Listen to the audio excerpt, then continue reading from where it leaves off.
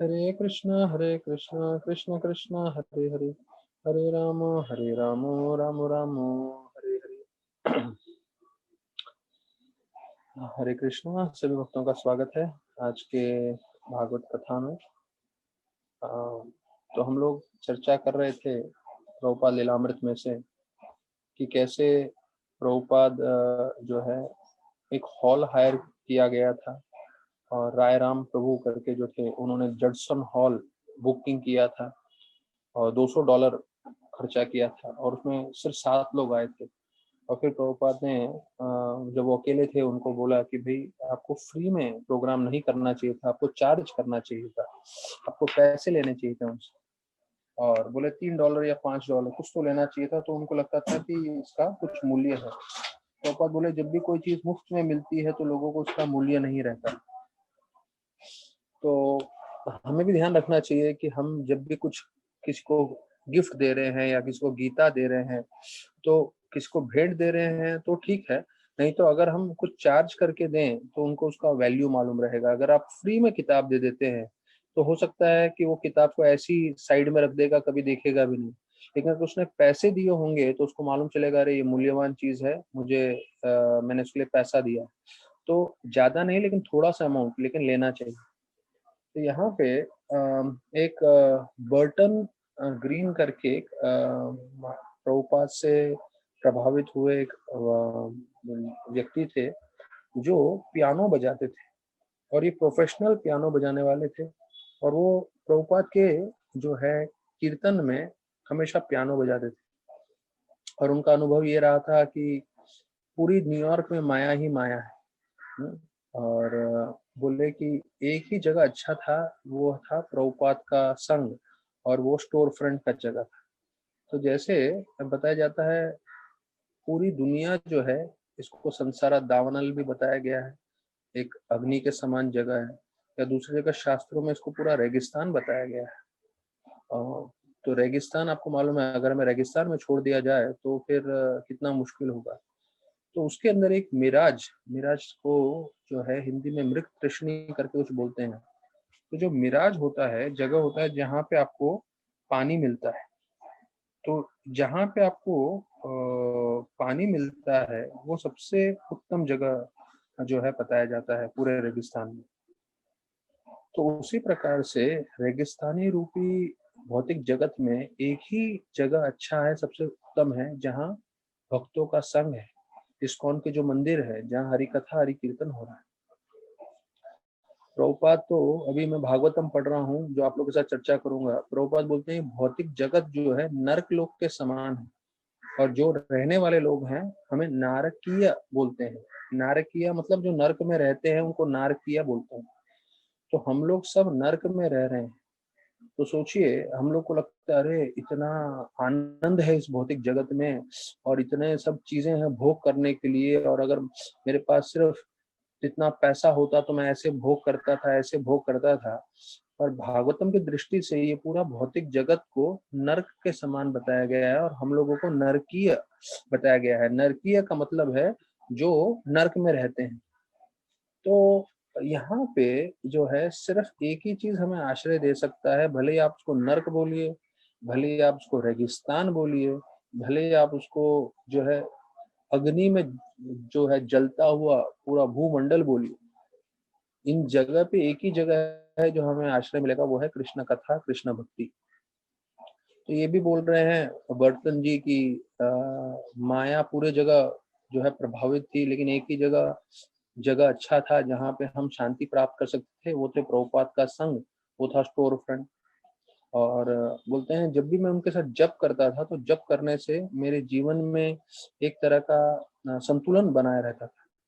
और मैं अपने गृहस्थ मीटिंग के अंदर बता रहा था कि कैसे कोई सुबह उठ के माला कर लेता है ब्रह्म मुहूर्त में, तो उसके बाद क्योंकि उसको कृष्ण से ऐसा संपर्क मिलता है, ऐसा स्पर्श मिलता है, तो उसका पूरा जो है दिन जो है भगवान की कृपा से बहुत अच्छे से जाता है। भले ही दिन में कुछ तकलीफें आए, परेशानियां आए, तो वो अच्छे से संभाल लेते हैं भगवान। क्यों? क्योंकि सुबह को उन्होंने 2 घंटा भगवान का संपर्क किया है हरिनाम के द्वारा। देखिए भौतिक जगत में इतना बेकार जगह है, अगर आपने एक गलत शब्द किसी को बोल दिया एक गलत शब्द, तो जिंदगी भर के लिए आपका उसके साथ संबंध खराब हो सकता है, भले ही वो हमारे रिश्तेदारी क्यों ना हो। एक बार आपको गुस्सा आ गया और गुस्से में आपने चिल्ला दिया और कुछ गलत शब्द बोल दिए, तो जिंदगी भर का संबंध खराब हो जाता है, जीवन भर के रिश्तेदार एक दूसरे को नहीं देखते।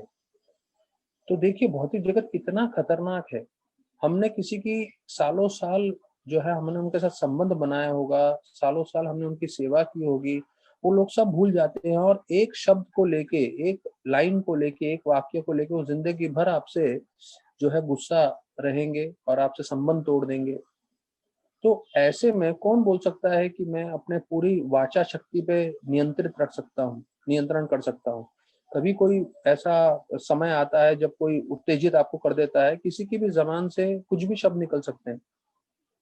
लेकिन जब हम भक्ति करते हैं, जब हम भगवान का आश्रय पूरी तरह से लेते हैं, तो आप समझिए भगवान की शक्ति है, भगवान की कृपा है जो हमें वश में रखती है, हमारे शब्दों को वश में रखती है, हमारे कार्यों को वश में रखती है, जिससे हम अपने जीवन में जो है संतुलन बना सकें। जहाँ पे जैसे ब्रूटन जी बता रहे हैं कि देखिए जीवन में संतुलन बनाना है, उसका एक ही मार्ग है, कृष्ण भक्ति। अगर उसके अलावा आपके पास कितना ही धन है, आप कितने ही बड़े बंगले में रह रहे हैं, उससे कुछ लेना देना नहीं। अनिल अग्रवाल जो महाराज के शिष्य जैसे हैं, उसने जो है queen of England, queen of England मतलब जो इंग्लैंड की सबसे महत्वपूर्ण लेडी है, क्वीन है, उसका, वो जहाँ रहती थी तो घर में नहीं रहती थी, वो कैसल में रहती थी। कैसल, कैसल मतलब आप हिंदी में बोलते हैं किला बोलते हैं ना हम लोग, वैसा। तो लंदन में जो कैसल बनाया था उन्होंने, उसमें रहती थी क्वीन ऑफ इंग्लैंड। तो उसका जो है, उसने वो कैसल खरीद दिया था अनिल अग्रवाल जी ने, और महाराज को बुलाया था और महाराज को पूरा कैसल दिखा रहा था। और महाराज को बताया उसने, महाराज इस कैसल में 40 बेडरूम। कितने बेडरूम है? 40 बेडरूम है। इतना बड़ा, क्योंकि वो जैसे मैं बताया किला महल जैसा उसने घर लिया था, तो 40 बेडरूम। तो महाराज हंसते हुए उसको बोले, अरे 40 बेडरूम है, इसका मतलब ये थोड़ी है रात को जब मैं 6-8 घंटा सोता हूँ तो हर 15-15 मिनट में मैं एक एक कमरा बदलता रहूंगा। सोने के लिए तो मुझे एक ही बेडरूम लगेगा। वैसे आपने 40 कमरे का जो है इतना बड़ा, 40 सिर्फ बेडरूम है, बाकी सब कमरों में बहुत कुछ है, अलग अलग चीजें हैं, पर वो बोला इतना लिया है।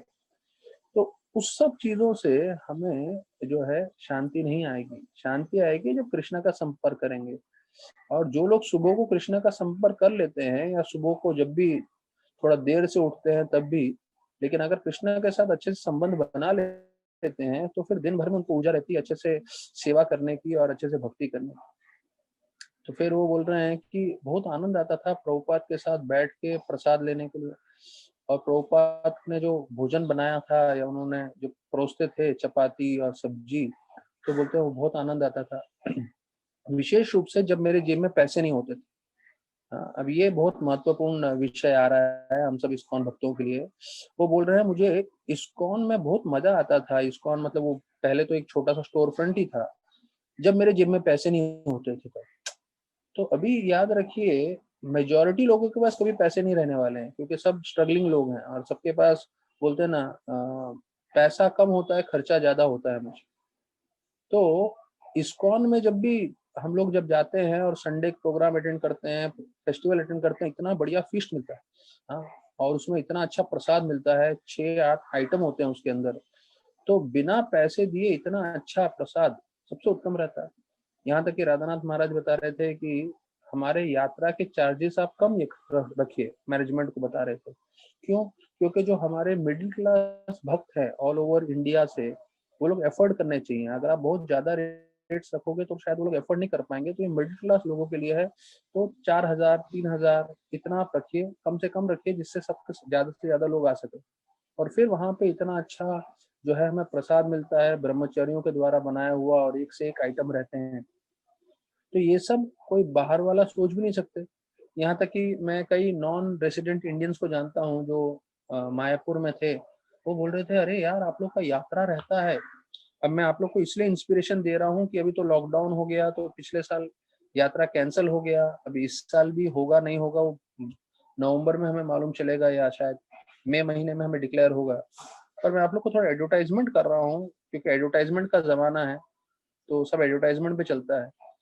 तो इस यात्रा में जो मैं विदेशी भक्तों को जानता था मायापुर में, वो बोल रहे थे, अरे आप लोग का क्या यात्रा होता है, 5, 6, 8 हजार लोग आते हैं और ऐसा भव्य प्रसाद होता है, 10-10 आइटम होते हैं आप लोग के लंच में। तो बोलते हैं कि किसी तरह से अगर मैं अंदर घुस जाता तो मुझे भी वो प्लेट मिल जाता था, तो मेरा तो नसीब हो जाता करके। तो मेरे को बोला, अरे मैंने बोला आप लोग इतना सेवा कर रहे हैं, आप लोग हमारे गेस्ट हैं, आप आइए कल लंच में और मेरे को फोन करिए। और फिर जो है एंट्री पे हमारे सिक्योरिटी लोग रहते हैं, बिल्कुल 4-4 लोग देखने के लिए भैया कि कोई बाहर वाला नहीं घुसे। जिसने पैसा दिया है, हमारे यात्रा के मेंबर हैं, जिसके पास बैंड हो वही जा सके। और किसी का बैंड दिखता नहीं है तो बोलते हैं आप दिखाइए, कुर्ता ऊपर करिए पर हमें बैंड दिखाइए तभी हम छोड़ेंगे। तो फिर मैं बोला गेस्ट है करके उनको लेके गया, तो वो इतने प्रसन्न हुए, बोले अरे ऐसे तो कहीं होटलों में भी हमने ऐसा खाना नहीं खाया, ब्रह्मचारियों के द्वारा बनाया हुआ, सब सैफरन साधु लोग मिलके बना रहे हैं और इतना बढ़िया। आप लोग को मैं बता दूं, उधर के मेनू में कई बार होता है Thai curry, pasta. Thai curry क्या है वो, मतलब हम लोग को लगेगा अपना जो दूसरा कड़ी होता है, दही की कड़ी, वैसा कड़ी है। नहीं भाई, थाई करी मतलब हरे रंग का करी होता है, वो एक इटालियन आइटम है। पास्ता, फिर जो है मैक्रोनी, फिर जो है अलग अलग जो है स्वीट्स रहते हैं, फिर पनीर के सब्जी होता है, ऐसा फीस्ट रहता है जो मतलब शायद ही हम लोग ने अपने घर में भी बनाया होगा। तो ये सब मैं आपको एडवर्टाइजमेंट कर रहा हूँ कि सब लोग प्रभावित हो, अभी से पैसा जमा करें। अगर मई महीने में बताया जाता है कि भाई आप लोग आ सकते हैं, यात्रा होने वाला है, तो सब लोग अपने अपने पैसे भरें और आए। तो एक एक व्यक्ति का कम से कम ऑन एन एवरेज 7,000 रुपया तक खर्चा आ जाता है ट्रेन का टिकट को मिला के, क्योंकि फिर एकोमोडेशन भी होता है इतने दिन का, तो टोटल 6-7 हजार तक तो आएगा ही एक व्यक्ति का। तो अभी से पैसा जमा करें जो उसमें आ सके। तो यहाँ पे बता रहे जिनके पास कम पैसा है, उसके पास पैसा नहीं था, ये ब्रूटन के पास, तो उसको बहुत अच्छा लगता था कि पैसा नहीं है पर इतना अच्छा खाने को मिल रहा है हम लोग को। तो कम पैसे में 6-7 हजार में आपको ये जीवन का अनुभव रहेगा। अभी लास्ट यात्रा हम लोग वृंदावन कर आए थे, मतलब ऐसा यात्रा हुआ कि सब लोग को जो है जीवन भर याद रहेगा। उससे पहले हम लोग जगन्नाथपुरी गए थे, उसका भी हमें जीवन भर याद रहेगा। तो जितने भी हम यात्रा किए हैं जो है, उसका ऐसा अनुभव रहा है कि हम लोग सब याद रख सकते हैं जीवन भर। तो राधानाथ महाराज जो है मैनेजर्स को बता रहे थे कि आप लोगों को ऐसा ऑर्गेनाइज करना चाहिए कि लोग 20 साल बाद भी बोले, अरे क्या यात्रा हुआ था, क्या प्रसाद था, बहुत मजा आया। तो वैसा अनुभव देना चाहिए लोगों को। तो इस अनुभव के साथ मैं आप लोग को बता दूं, आप लोगों के लिए जो है परसों, आज 18 तारीख है, परसों 20 तारीख को जो है मैंने अरेंज किया है, हमारे विकास बेनीवाल करके एक भक्त हैं जो एमए कर रहे हैं फिलोसफी में।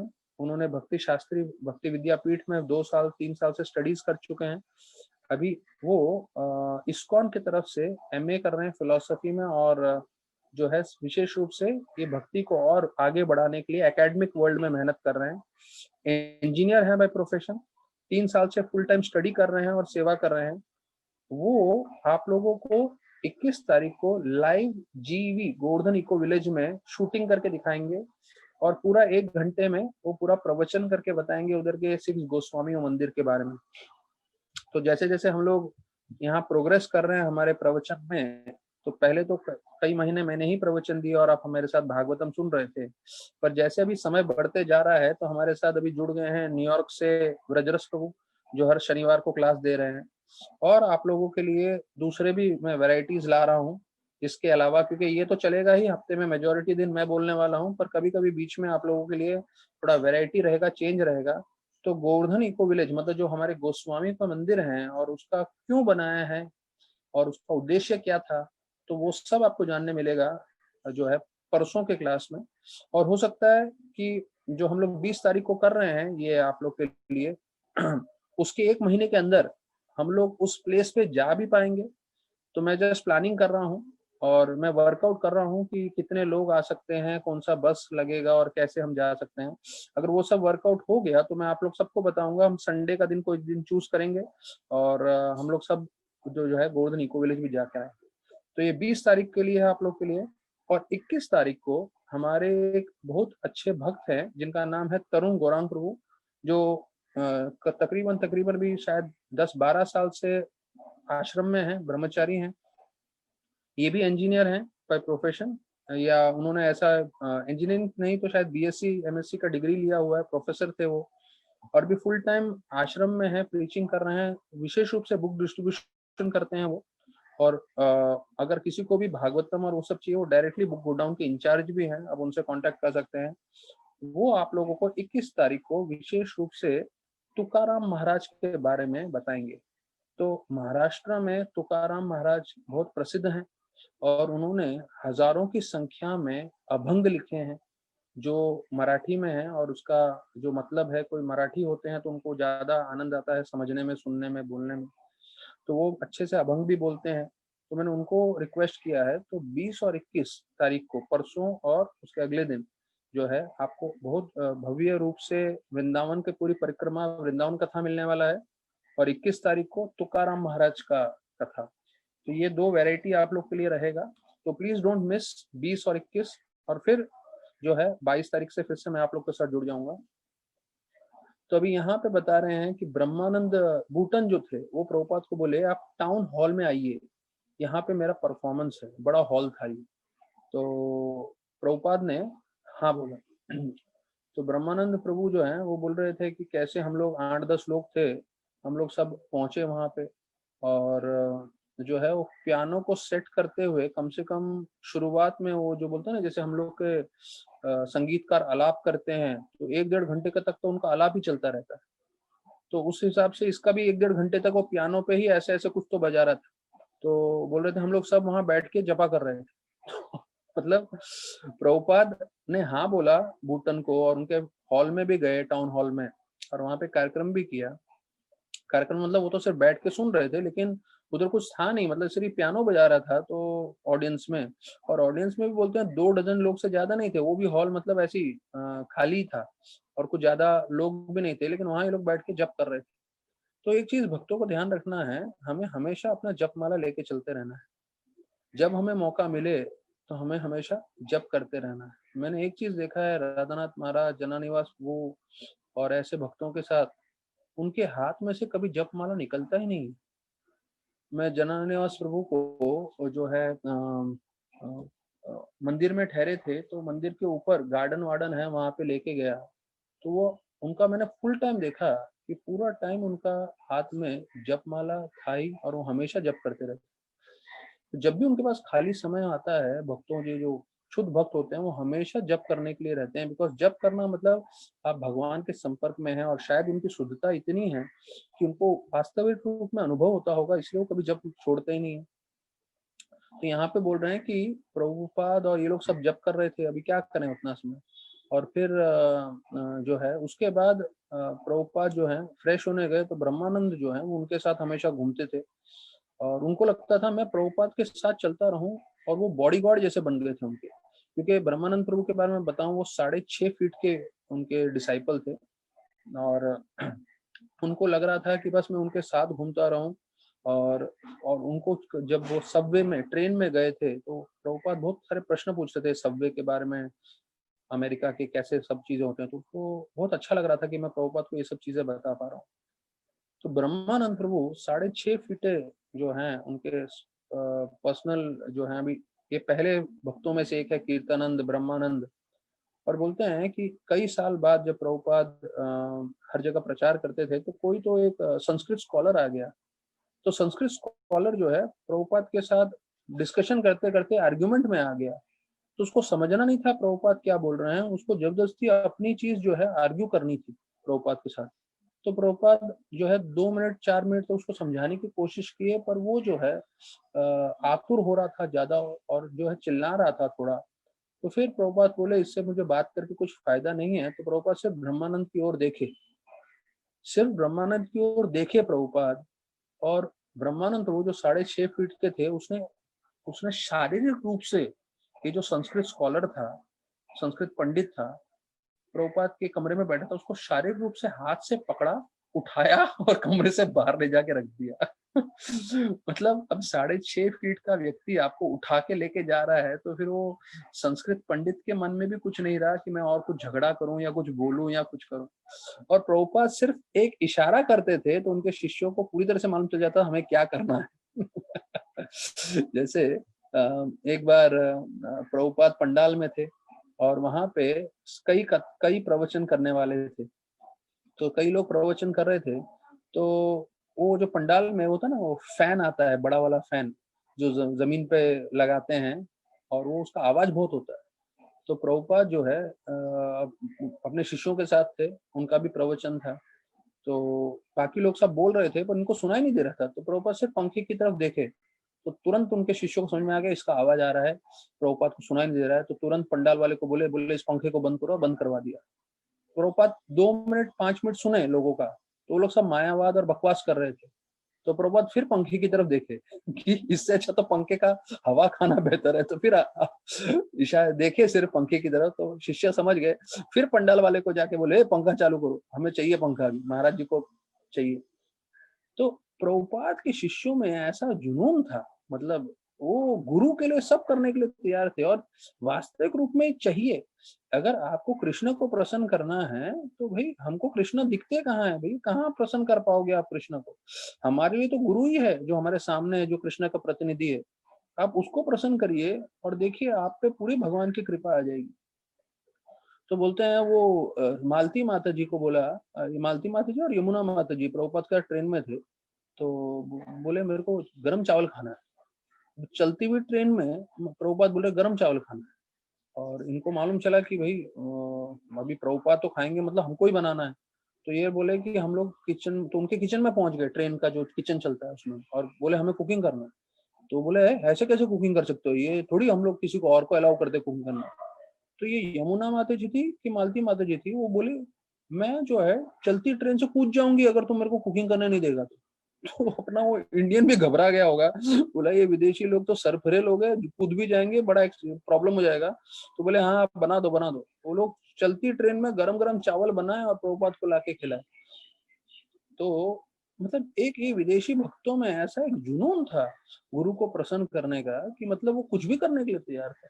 जैसे मैंने लीलामृत प्रभुपाद के अपीयरेंस के दिन बताया था कि प्रभुपाद जब इनके साथ बैठे थे अपने सन्यासी गुरु भाइयों के साथ, जो बिल्कुल ट्रेडिशनल बंगाल के साधु लोग थे, तो उनको लग रहा था कि क्या अपने गुरु भाई प्रभुपाद जी विदेशी लड़कियों को भी, जवान जवान लड़कियों को अपने साथ रखते हैं और उनसे सेवा लेते हैं। तो क्योंकि उनके मन में ये चल रहा था, तो प्रभुपाद ने सामने से बोल दिया ये जो है मेरी भक्त अपने लिए, मेरे लिए ये अपना गला काट सकती है, और मैं इसके लिए अपना गला काट सकता हूँ। ये शब्द प्रभुपाद ने बोला अपने विदेशी भक्तों के लिए, और तब सारे के सारे उनके जो गुरु भाई थे चुप हो गए। ये समझे कि भैया ये लोग जो हैं भले ही विदेशी हैं, भले ही जवान लड़के लड़की हैं, पर इनका जो उत्साह है, इनका जो सेवा करने का भाव है, वो कोई इसको पकड़ नहीं सकता। अब ये देखिए कितना विस्तार पूर्वक ये सत्स्वरूप महाराज ने लीलामृत लिखा है, मतलब शुरुआत से लेके अभी तक का। और अभी एक एक डिटेल्स में कौन मिला, कौन से हॉल में गए और क्या क्या किया। अपना इंडियन कोई इसमें उत्साह दिखाएगा क्या कुछ भी करने के लिए? कुछ भी नहीं करेगा। अपने इंडियन तो बस प्रसाद खाएंगे, सो जाएंगे, और अपना माला हो गया, बस वही बहुत बड़ी बात है, और कुछ उनको ज्यादा करना नहीं। ये लोग देखिए कितना मेहनत करके एक एक चीज उन्होंने डॉक्यूमेंट किया हुआ है। अब हम जितना जैसे दिन बीतते जाएंगे हम लोग और चर्चा करेंगे तो आप लोग को और इसके बारे में मालूम चलेगा। तो फिर जो है ये भूटन वापस आ गया प्रभुपाद के पास और बोला स्वामी जी आपको अच्छा लग रहा है कि नहीं, आप आराम से है कि नहीं, आपको पसंद आ रहा है कि नहीं। तो प्रभुपाद जो है नम्रता से उसको हाँ बोले। और फिर भूटन बोलने लगा कि अभी दूसरा भाग चालू होने वाला है। तो ब्रह्मानंद एकदम से बोलने लगा अरे नहीं नहीं, हम लोग 10 बजे सो जाते हैं, अभी जो है 10:15 हो चुका है, नहीं नहीं अभी प्रभुपाद को जाना होगा। लेकिन वो बोले नहीं नहीं अभी तो असली कार्यक्रम होने वाला है, आप कृपया रहिए। तो प्रभुपाद उसको प्रसन्न करने के लिए जो है रुके। फिर कोई कवि ववि आके कुछ तो अंग्रेजी में कविता बोलने लगे, और 11:30 बजे निकले। तो 11:30 बजे निकले, और ब्रह्मानंद को लगा अरे ये तो प्रोग्राम फ्लॉप हो गया। फिर बाद में ब्रह्मानंद को मालूम चला प्रभुपाद को उस कार्यक्रम में कोई रुचि नहीं थी। अबे जब मैंने ये सुना तो मैं खुद पढ़ते हुए हंस रहा था, शायद आप लोग को भी अच्छा लगेगा। प्रभुपाद को कार्यक्रम में कोई रुचि नहीं थी। प्रभुपाद को जो टाउन हॉल था वो देखना था, क्योंकि प्रभुपाद के मन में था हम ये टाउन हॉल बुक करेंगे और हम अपना प्रोग्राम करेंगे। तो प्रभुपाद जब वहां पे थे तो उनको लग रहा था कि वो पियानो का प्रोग्राम सुनने के लिए जा रहे हैं, पर प्रभुपाद पियानो का प्रोग्राम सुनने के लिए नहीं गए थे। प्रभुपाद अपने इस्कॉन के लिए जब हम कार्यक्रम करेंगे तो टाउन हॉल कैसा है, कैसा प्रबंध है, कैसा सब है, वो देखने गए थे। और फिर बताया जाता है ऐसे ही उन्होंने एक नया दूसरा गेट थिएटर करके दूसरा हॉल था, वो बुक किया, जो अपने हमारे जो सेकंड एवेन्यू जहाँ पे हमारा ये था स्टोर फ्रंट, उससे समझ लीजिए आप 50 मीटर की दूरी पे था। तो वहां पे पंच तत्व का बड़ा तस्वीर लगाया था और प्रभुपाद पूरा पंच तत्व के बारे में बोल रहे थे। चैतन्य महाप्रभु कौन है, और जो है वो भगवान के शुद्ध भक्त हैं, और वो शुद्ध भक्त के रूप में आए हैं शुद्ध भक्ति देने के लिए।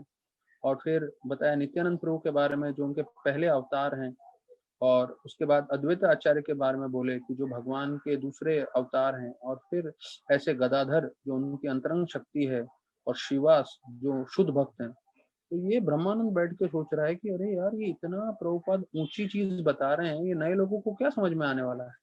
उसमें भी ज्यादा लोग आए नहीं इस कार्यक्रम में, पर भक्तों को अच्छा लग रहा था, क्योंकि भक्तों को जब भी प्रभुपाद का संग मिलता था, प्रभुपाद का कथा मिलता था, तो बहुत आनंद में आते थे। बोले अरे प्रभुपाद का संग मिल रहा है और क्या चाहिए, शुद्ध भक्त का संग था। और कभी कभी फिलोसफी एकदम हाई जाता था, वो भी अच्छा लगता था कि देखो हमारी फिलोसफी इतनी अच्छी है, किसी को समझ में नहीं आता, कभी कभी मुझे भी समझ में नहीं आता करके खुश हो जाते।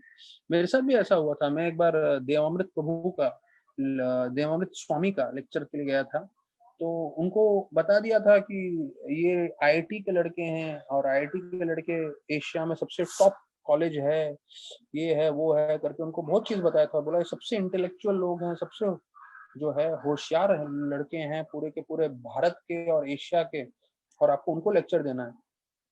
तो उन्होंने अंग्रेजी में लेक्चर दिया था, और मुझे मालूम है जहां तक मुझे याद है, मुझे उनका अंग्रेजी में सिर्फ 10% समझ में आया। 90% उन्होंने जो शब्दों को 90% उन्होंने जो शब्द इस्तेमाल किए, मुझे कुछ समझ में ही नहीं आया, क्योंकि वो इतने हाई फाई शब्द थे। और वो पूरा लेक्चर सुनने के बाद मैं इतना खुश हो गया, मैं बोला वाह, इस्कॉन में भी ऐसा लेक्चर है जो कुछ समझ में नहीं आता। तो कई बार भक्तों को ऐसा हाई फाई लेक्चर सुनने के बाद भी आनंद आता है, बोलते हैं अरे वाह क्या लेक्चर था, कुछ समझ में नहीं आया। तो यहाँ पे बोलते हैं फिर ये वाला भी फ्लॉप हो गया प्रोग्राम। प्रभुपाद बोले कोई मतलब नहीं हम लोग को ये थिएटर वेटर भाड़े पे रहने का, इसमें हमारे बहुत पैसे भी जाते हैं, और जो है पब्लिक भी नहीं आता इतना। इससे अच्छा प्रभुपाद बोले अपना टॉम्सकिन स्क्वायर पार्क जो है, जहाँ पे पार्क में हम लोग प्रोग्राम करते हैं, वो मस्त प्रोग्राम है। वहाँ पे खर्चा भी नहीं हो रहा, और साथ साथ जो है हम लोग ज्यादा से ज्यादा लोगों को प्रभावित करते हैं। तो मुझे नहीं लगता इसके बाद वापस से कोई हॉल में जाके प्रोग्राम करने वाले हैं प्रभुपाद, क्योंकि ये सब हॉल में जो भी पैसा डाल रहे थे, सब पैसा $200 जटसन हॉल के गए, फिर यहाँ का भी हॉल का पैसा ऐसे गया। तो प्रभुपाद बोले हम लोग इससे करेंगे। और इस बार अभी हम लोग कल सुनेंगे कि प्रभुपाद ने पहली बार जो है जनरल पब्लिक के लिए फीस्ट बनाया, जो है प्रभुपाद खुद खाना बना रहे थे, और उसका पूरा विस्तार में हम लोग कल सुनेंगे कि प्रभुपाद ने किस तरह से फीस्ट बनाया, उनके साथ जो भक्तगण हैं उनको कैसे ट्रेनिंग दी, और कैसे ये जो हम लोग बोलते हैं संडे फीस्ट प्रोग्राम चालू हुआ। तो उसका चर्चा हम लोग सब कल करेंगे। अभी हम भागवतम पे जो है फिर से जुड़ जाते हैं।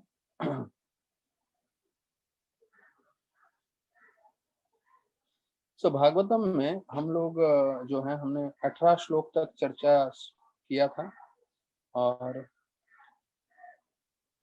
17 श्लोक तक चर्चा किया था, और उसमें 18वें श्लोक में आ रहा है अभी वर्णन है, जैसे भगवान विष्णु और पृथु महाराज के बीच में जो है आदान प्रदान का वर्णन चल रहा है कि कैसे भगवान विष्णु उनके साथ व्यवहार कर रहे हैं। तो अभी यहाँ पे बता रहे हैं 18वें श्लोक में कि पहले पृथु महाराज ने, मैं आपको पिछला बैकग्राउंड बता दूं कि पृथु महाराज जो है उन्होंने बोला कि मैं सर पे उसको स्वीकार करता हूँ। ये 17वें श्लोक में सुना, और प्रभुपाद ने बताया भक्तों को चाहिए भी हम प्राप्त करना है ज्ञान शास्त्रों का, वो हमें पूरी तरह से स्वीकार करना चाहिए अपने जीवन में। और हम लोग ने जो है 15वें श्लोक में जो है वो सुना था, यह शास्त्र विद्यम उत्सृज्य वर्तते कामकारता न सिद्धिम न आपनोति न सुखम न परम गति। ये श्लोक हम लोग सुनते हैं, ये श्लोक हम लोग कंठस्थ कर सकते हैं, ये श्लोक हम लोग बोल सकते हैं कई बार, लेकिन ये श्लोक के हिसाब से जीवन व्यतीत करना महत्वपूर्ण है, क्योंकि सबसे महत्वपूर्ण चीज है इसके हिसाब से जीना, इन श्लोकों के हिसाब से। और देखिए श्लोक में स्पष्ट बताया गया है कि आपको जीवन में आनंद चाहिए, आपको भगवत धाम जाना है, या आपको कामयाबी चाहिए। तो इन तीनों चीजों के लिए शास्त्र पालन करना चाहिए। तो देखिए हम लोग सब खुशी चाहते हैं, हम लोग सब जो है हमेशा आनंदित रहना चाहते हैं। तो जब आप शास्त्रों को पालन करेंगे तो आप आनंदित रहोगे, और जहां आपने शास्त्रों का उल्लंघन किया जो है वो दिखने में बहुत आकर्षित लगेगा। तो बोलते हैं ना, माया और कृष्ण में दोनों में क्या समानता है, दोनों आकर्षित करती है, लेकिन जब माया आकर्षित करती है उसके बाद हमें दुख देती है, और जब कृष्ण हमें आकर्षित करते हैं तो उसके बाद हमें असीमित मात्रा में आनंद प्राप्त होता है, अनलिमिटेड ब्लिस, अनलिमिटेड एंजॉयमेंट। तो ये दो चीज ध्यान रखिएगा, हम आकर्षित हो सकते हैं माया की तरफ, और दूसरी ओर है कृष्ण की तरफ, लेकिन माया की तरफ आकर्षित होने के बाद हम फ्रस्ट्रेटेड होंगे। कोई भी ट्राई करके देखिए, सब लोग यूट्यूब देखते हैं, सब लोग इंटरनेट पे बैठे रहते हैं, सब लोग इस सब में चीजों में लगे रहते हैं। 2 घंटा स्पेंड करके देखिए समय, और उसके बाद देखिए आपकी मानसिक स्टेटस क्या है, और वही 2 घंटा आप शास्त्र पढ़ने की कोशिश करिए। भले ही आपको अच्छा नहीं लग रहा हो, आप बहुत बोलते हैं ना संघर्ष करके जोर जोर से पढ़ के अपने मन को साथ बोलते हैं ना पूरा हो रहा है मन, लेकिन फिर भी 2 घंटा, 2 घंटा तो छोड़िए, आधा घंटा जोर से कृष्ण बुक पढ़िए और सुनिए, और देखिए उसका अनुभव कैसा रहता है। तो यहाँ पे बोला है, अगर हम कृष्ण के संपर्क में हैं, शास्त्र हम अपने जीवन में पालन कर रहे हैं, तो उसके कारण हमें आनंद प्राप्त होगा, उसके कारण हम भगवत धाम जा पाएंगे, और हम अपने जीवन में कामयाब भी होंगे। हाँ? न सिद्धिम न आपनोति न सुखम न परम गतिम, सिद्धि, सुख और परम गति की प्राप्ति नहीं होगी अगर हम शास्त्र नहीं पालन करेंगे, और शास्त्र पालन करेंगे तो सिद्धि भी प्राप्ति होगी, सुख की भी प्राप्ति होगी, परम गति मतलब भगवत धाम की भी प्राप्ति होगी।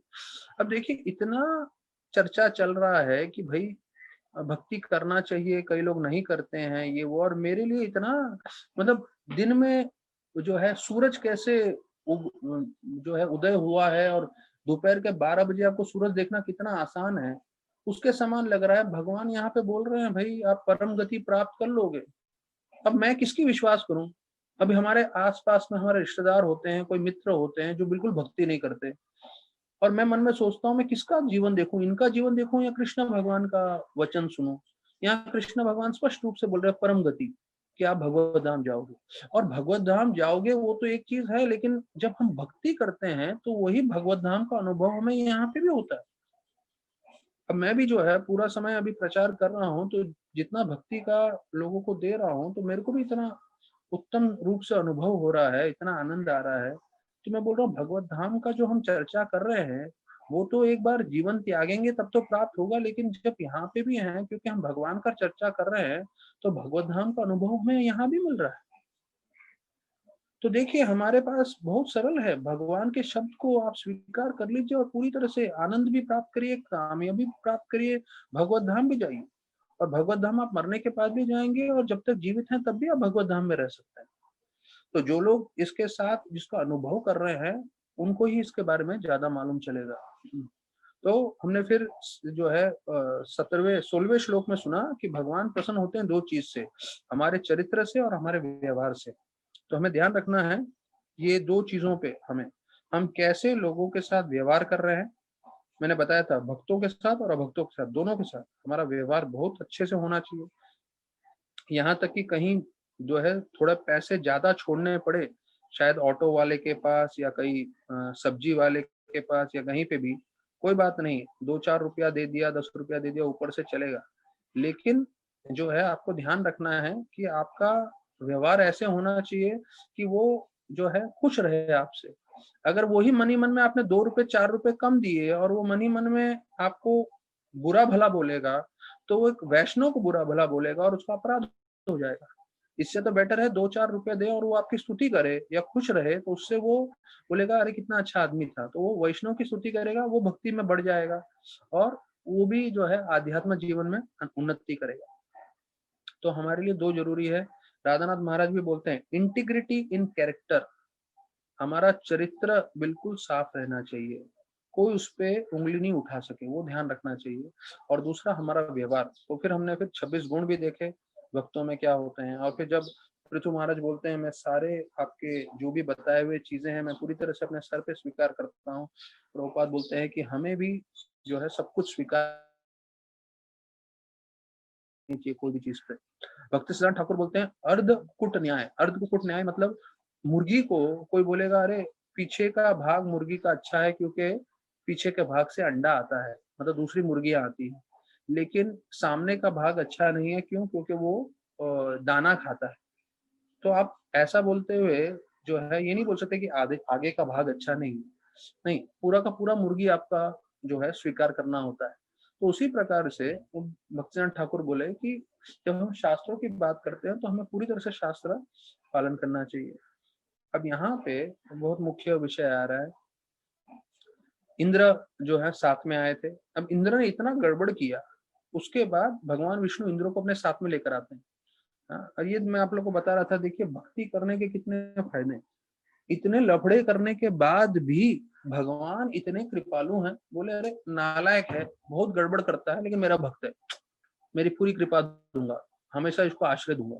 अब इंद्र का आप देखिए, ऐसा ये एक जगह नहीं है, पूरे भागवत में आप सुनेंगे कितने ही जगह इंद्र ने लफड़ा किया है। गोवर्धन में तो उसने पूरा के पूरे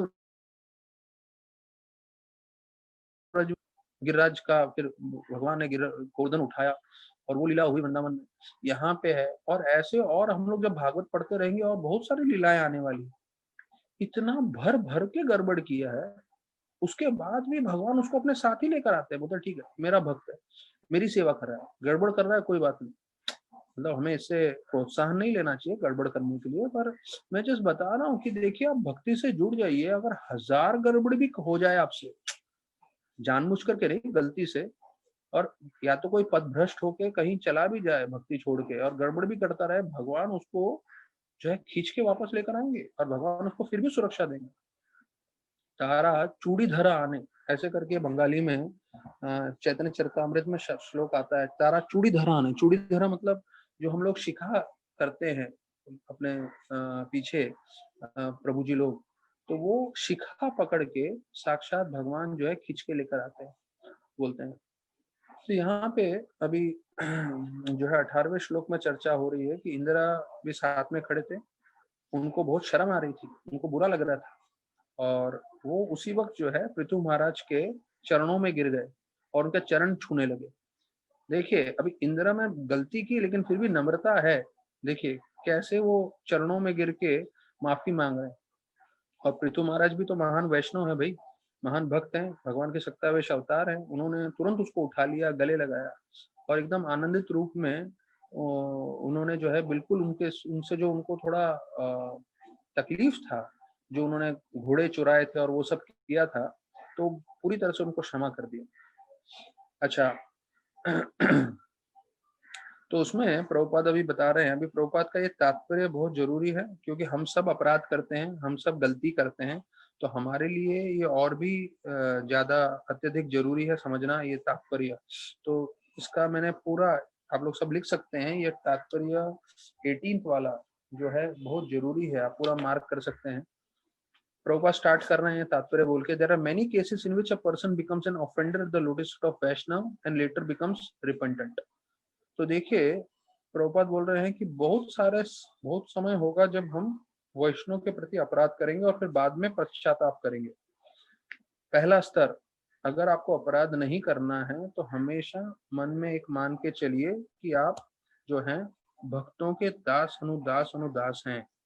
हाँ, आप हमेशा भक्तों के दास हैं। अगर आप दास भाव में रहोगे कि मैं सब भक्तों का दास हूँ, नौकर हूँ, इसलिए हमें जब दीक्षा होती है तो दीक्षा में जब हमको नाम मिलता है तुलसी विलास दास, हरिबोल आनंद दास, तो जब दास शब्द मिलता है तो प्रभुपाद ने बताया ये सबसे आपके लिए महत्वपूर्ण चीज है, दास, कि आप हमेशा भक्तों के दास रहें। जब आप हम लोग को सिर्फ नाम मिलता है पर हम उसके हिसाब से जीवन व्यतीत नहीं करते, अगर हम उसके हिसाब से लोगों की सेवा करें, वो भाव में रहें, तो कभी अपराध नहीं करेंगे।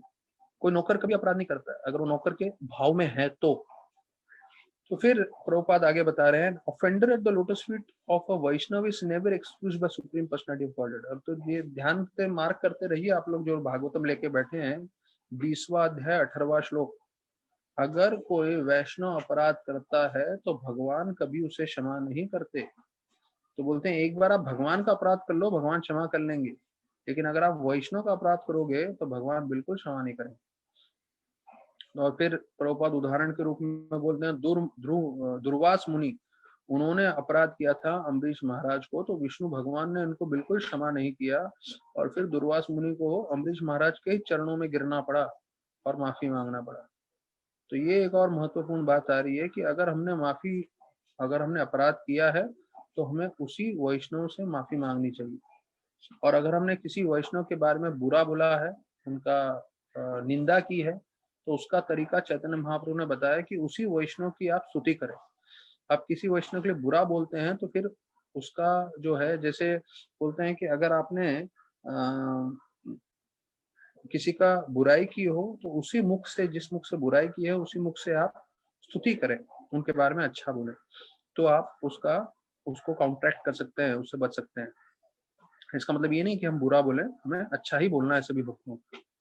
फिर बोलते हैं कि इंद्र और महाराज पृथु दोनों एक दूसरे से द्वेष करते थे और दोनों क्रोध में थे।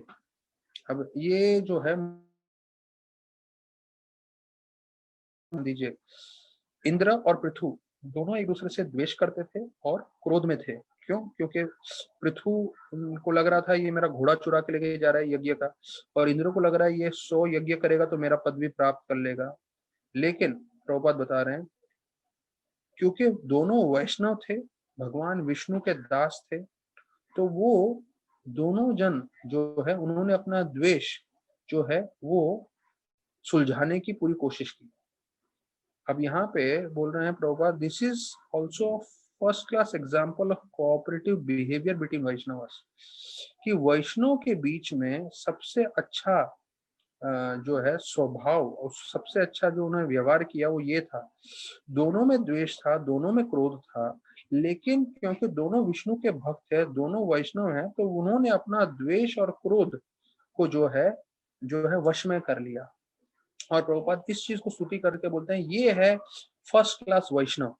कि देखिए, फर्स्ट क्लास वैष्णव होने के लिए ये नहीं बोल रहे हैं कि भाई हम लोग में क्रोध नहीं होना चाहिए, द्वेष नहीं होना चाहिए, हो सकता है, लेकिन जब क्रोध और द्वेष बाहर आ रहा है तो हमें समझना चाहिए कि नहीं, हम वैष्णव हैं, हमें दूसरे भक्तों के प्रति या अभक्तों के प्रति द्वेष नहीं करना चाहिए। और जब हम उसको वश में कर लेते हैं, या जब हम उसको कंट्रोल करने के लिए ज्यादा जप करते हैं, कीर्तन करते हैं, कथा कर में भाग लेते हैं, शास्त्र पढ़ते हैं और उसको किसी तरह से वश में करते हैं, तो हम फर्स्ट क्लास वैष्णव बन जाते हैं।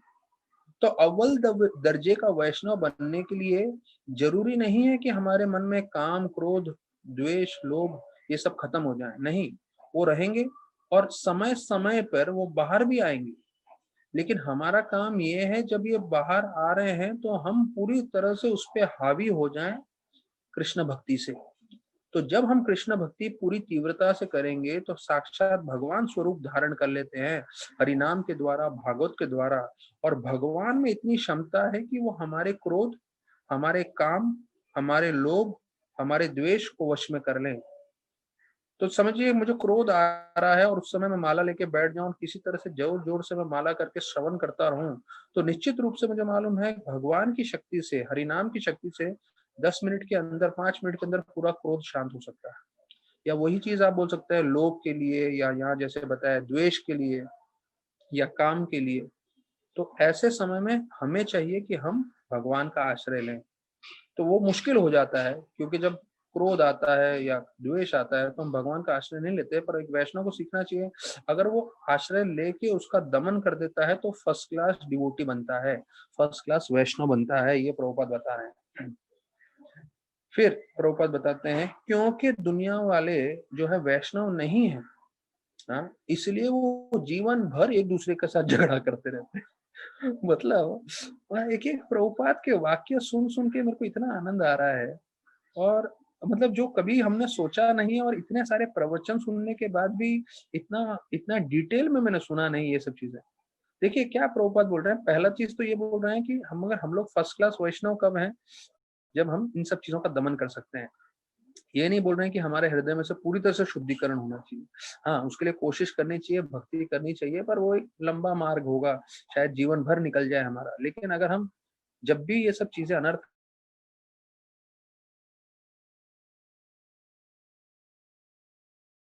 दूसरा बोल रहे हैं, दुनिया वाले वैष्णव नहीं है। इसलिए प्रभुपाद बोलते हैं, they fight perpetually among one another and are vanquished without finishing the mission of human life. मतलब ये लोग जीवन भर झगड़ा करते रहते हैं एक दूसरे के साथ, और ऐसे ही मर जाते हैं बिना मनुष्य जीवन का जो कर्तव्य है उसको संपन्न किए हुए। तो मनुष्य जीवन का कर्तव्य क्या है? भक्ति करना और भगवत धाम जाना। तो प्रभुपाद तो कितनी जगह बोलते हैं, कुत्ते बिल्लियों के जैसे जीवन जी रहे हैं, कुत्ते बिल्लियों के जैसे मर रहे हैं, और फिर से पुनः जन्म लेने वाले हैं अपने कर्मों के हिसाब से, उनको मालूम भी नहीं है। तो ये है। मैं हाल ही में एक भक्त के लिए पूछ रहा था, मैं बोला ये कैसा है, और वो क्वालिफाइड इंजीनियर है, और इंजीनियर है वो लड़का। तो मैं बोला अरे क्या कर रहा है वो, भक्ति में रुचि ले रहा है कि नहीं? बोलता है नहीं, उसको कुछ रुचि नहीं है, बस उसको अपना जीवन में वीडियो गेम खेलना है, आनंद करना है, पैसे कमाने हैं, बस यही जिंदगी उसको जीनी। और ऐसे वो जीवन में पूरा संघर्ष करते हुए, पूरी दुनिया वही कर रही है, और ऐसे ही वो लोग फिर शरीर त्याग देंगे, और कोई उनको जो है आध्यात्म का लाभ नहीं मिलेगा। जबकि इतना अच्छा सुनहरा मौका है, इतना आनंद प्राप्त करते हुए, भक्ति करते हुए जो है भगवत धाम जा सकते हैं। तो जब भी हम देखिए, हम लोग शुद्ध नहीं है, लेकिन जब भी हम हरि कथा सुन रहे हैं, अभी देखिए हम सबको अनुभव है कि जब भी हम हरि कथा सुनते हैं, तो हरि कथा की इतनी शक्ति है कि हम लोग साक्षात भगवान के संपर्क में। वो अलग बात है आपको और मुझको इतना साक्षात्कार नहीं है जिससे हमें पूरा अनुभव हो सके कि हम भगवान के साथ हैं। क्योंकि शास्त्र में तो पद्म पुराण का श्लोक हमने सुना, हाँ, यत्र गायन्ति मद्भक्ता तत्र तिष्ठन्ति नारदा, जहाँ मेरे भक्त कीर्तन करते हैं वहां मैं रहता हूँ। ठीक है, एक हमने श्लोक सुना, और हमें मालूम है कि जहाँ कथा होती है वहां भगवान है। अभी हम सबका इतना शुद्धिकरण नहीं हुआ है, लेकिन भगवान देख रहे हैं कि यार ये लोग बंबई में रह के संघर्ष करके समय निकाल रहे हैं श्रवण करने के लिए। तो भगवान हमको थोड़ा टेस्ट देंगे, जिससे हमें थोड़ा अनुभव हो कि अरे हाँ, हम भगवान के संपर्क में हैं, जिससे हमें ऊर्जा मिले, हमें आनंद मिले, और हमें लगे अरे यार चलो फिर से हम कथा सुनते हैं, फिर से हम जुड़ते हैं। जितना हो सके हम ज्यादा सुनेंगे, क्यों? क्योंकि हमें भगवान का संग मिलेगा, और हमें इतनी अच्छी चीजें श्रवण करने मिलेगी, और हमें इतना आनंद भी आएगा।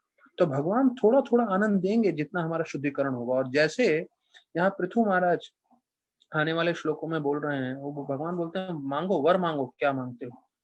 तो वो बोलते हैं मुझे कुछ भी नहीं चाहिए। बोलते हैं क्या, आप मुझे जो भी आप मुक्ति देना चाहते हो, या जो है भौतिक जगत में जो है इंद्र भोग देना चाहते हो, ऐश्वर्य देना चाहते हो, मुझे इन सब में किसी चीज में भी रुचि नहीं है। मुझे क्या चाहिए? बोलते मुझे 10 लाख कान चाहिए, 10 लाख कान। अब ये वर मांग रहे हैं। अभी हम लोग सब तो बिल्कुल भ्रमित हो जाएंगे, बोलेंगे ये क्या बोल रहे हैं, 10 लाख कान क्या कर, किस काम? कान 2 कान काफी नहीं है उसको, 10 लाख कान क्यों चाहिए? बोलते हैं 10 लाख कान चाहिए, जिससे आपके शुद्ध भक्त जितना भी कथा सुन रहे हैं, मैं 10 लाख कानों से सुन सकूं। तो उसका तात्पर्य में बताया गया है, तुम 10 लाख कान मांग रहे हो, क्योंकि 10 लाख भक्त जो कथा करते रहते हैं, तो 10 लाख कथा में एक साथ सुन सको। तो अभी मतलब ये हमें समझना बहुत मुश्किल है हमारे लिए, क्योंकि हम लोग तो 1 घंटा प्रवचन हो गया, उसके बाद घड़ी देखने लगते हैं, अरे यार कब कब कब कब बंद होगा। 1 घंटे के बाद तो हमारा पूरा मीटर डाउन हो जाता है, बोल रहे कैसे चल, ज्यादा कैसे कथा सुन सकते हैं। पर ये शुद्ध भक्तों की कथा चल रही है तो सुनना चाहिए, हमारे हृदय में भी शुद्धिकरण होता रहेगा, तो कभी हम में भी रुचि आएगी, जब हम भी बोलेंगे हमें और कथा सुनना है, और कथा सुनना है। तो अभी यहाँ पे बोल रहे हैं प्रभुपाद, क्योंकि बाहर की दुनिया वैष्णव नहीं है, हमेशा झगड़ा करते रहते हैं वो लोग। और ये सच बात भी है। मैं क्यों इतना हंस रहा हूँ? क्योंकि मैं देखा हूँ भक्ति नहीं कर रहे हैं, देश देश एक दूसरे के साथ लड़ रहा है। एक मतलब एक समाज दूसरे समाज के साथ लड़ रहे हैं, हिंदू मुस्लिम बेवकूफों के जैसा लड़ रहे हैं एक दूसरों के साथ, वो मस्जिद को लेके, मंदिर को लेके। क्यों? क्योंकि वैष्णव नहीं है। अरे वैष्णव होगा तो यार देखो, इंद्र जैसा व्यक्ति, उसने भी गलती की थी, लेकिन कैसे चरणों में गिर के माफी मांग ली। हाँ, गलतियां हमसे भी होगी, पर गलती करने के बाद जो है पश्चाताप करेंगे और भक्ति में लगे रहेंगे। नहीं तो अगर भक्ति नहीं करें तो जिंदगी भर झगड़ा करते रहेंगे, और बाहर की दुनिया ऐसी है, जिंदगी भर झगड़ा करते रहेंगे, झगड़े में ही उनका जीवन चले जाने वाला है। तो भक्त लोग जो है बहुत चतुर रहते हैं, ऐसे लोगों से दूर रहते हैं, क्योंकि ऐसे लोग के साथ आप समय बिताओगे तो आपके साथ भी झगड़ा करेंगे, आपका भी समय बर्बाद करेंगे। तो भक्तों का समय बहुत मूल्यवान होता है। ये मैं बता रहा हूँ, मेरे इतने सालों का अनुभव से मैं आपको बता रहा हूँ, क्योंकि मैंने इतने नजदीकी से महाराज को देखा है। और जब भी मैं कितनी बार उनके साथ बात करते समय यहाँ वहाँ की बात करता था, तो मैं महाराज को उस वक्त मैंने उनका चेहरा देखा था, और कई सालों के बाद मुझे समझ में आया कि महाराज को लग रहा था कि ये मेरा समय बर्बाद कर रहा है। लेकिन महाराज फिर भी कुछ बोले नहीं, क्योंकि महाराज जो हैं बोले अभी इतनी उत्साह से बोल रहा है, बोलने दो इसको करके। लेकिन मुझे याद है कि कई सन्यासी आए थे और मैं सब सन्यासियों का ध्यान रखता था। महाराज बोले थे ये सब मेहमान है हमारे मंदिर के, आपका आपका ये सेवा है कि आप उन सबको प्रसन्न रखें, जो भी उनको चाहिए आप सब प्रबंध करके दें और उनका ध्यान रखें। तो जब मैं उनके बारे में बात करता था, जो मुख्य मुख्य चीजें थे महाराज बहुत ध्यान से सुनते थे, महाराज पूछते भी थे उनके बारे में। लेकिन जब मैं और बाकी चीजें बताने लगता था, तो महाराज का समय लेना मेरा था। तो मुझे अभी समझ में आ रहा है कि महाराज को भी हर बार लगता था कि मेरा समय बहुमूल्य है, और वो समय में मुझे जो महत्वपूर्ण चीजें हैं वही करनी है, यहाँ वहाँ की चर्चा नहीं करनी है, डिवोटीज के साथ भी।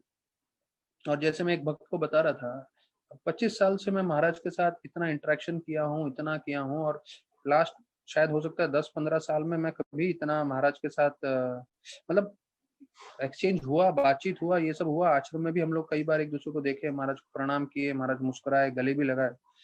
लेकिन जब मैं जीवी का ध्यान रख रहा था, और उसमें मैं आयुर्वेद का पूरा इंचार्ज था, और किसी कारणवश श्याम वल्लभ प्रभु का देहांत हो गया था, और क्योंकि पूरा इंचार्ज मैं ही था, तो महाराज मेरे को देखे उधर मंदिर में, महाराज मेरे पास आए, हाथ पकड़े और सीधा मेरे को कमरे में लेकर आ गए। और फिर महाराज के जो जो महाराज को पूछना था कि इनका क्या हुआ, उसका क्या हुआ, इसका क्या हुआ, तो सब महाराज मेरे को पूछने लगे। तब मैं देख रहा था कि महाराज एक्चुअली कितने महाराज समय के पाबंद हैं। लेकिन जब महाराज को कुछ जानना हो तो सामने से व्यक्ति को लेकर आते हैं, सामने से सब प्रश्न पूछते हैं और सामने से जानकारी लेते हैं। तो मैं आप लोग को बताना चाहता हूँ कि हमें जो है समय हमारा बहुमूल्य है। हमें परिवार वालों के साथ ज्यादा से ज्यादा समय बिताना है, क्योंकि वो हमारे घर वाले हैं। और फिर दूसरा, हमें अपना प्रोफेशन के साथ, अपना काम के साथ समय बिताना चाहिए, और भक्ति के साथ। इस 3 चीज के अलावा आप किसी के साथ भी समय बिता रहे हो, वो माया है। अभी उल्टा हो गया है। अभी लोग क्या करते हैं, सबसे ज्यादा समय मोबाइल के साथ बिताते हैं। परिवार वाले रहेंगे, उनकी तरफ देखेंगे भी नहीं, उनसे ज्यादा बात भी नहीं करेंगे, मिलके कीर्तन नहीं करेंगे, और घंटों घंटों मोबाइल पे लगे रहेंगे। तो हमें ये जो कल्चर है, ये कल्चर हमें संतुष्टि नहीं देगा। ध्यान रखिएगा, संतुष्टि मिलती है जब हमारा संबंध अच्छा रहता है भक्तों के साथ, परिवार वालों के साथ। तो अभी यहाँ प्रभुपाद कंक्लूड कर रहे हैं, बहुत महत्वपूर्ण विषय फिर से प्रभुपाद बोल रहे हैं। इसलिए एक बहुत जरूरत है कृष्ण भावनामृत पूरे विश्व में फैलाने का, जिससे जो लोग क्रोधित होते हैं और लड़ाई करते हैं एक दूसरे से क्योंकि उनके अनर्थ हैं, लेकिन जैसे ही वो कृष्ण भक्ति में आ जाएंगे, तो ये झगड़ा और ये लोग एक दूसरे के साथ कंपटीशन कर रहे हैं और ये जो द्वेष कर रहे हैं, वो अपने आप जो है सुलझ जाएगा।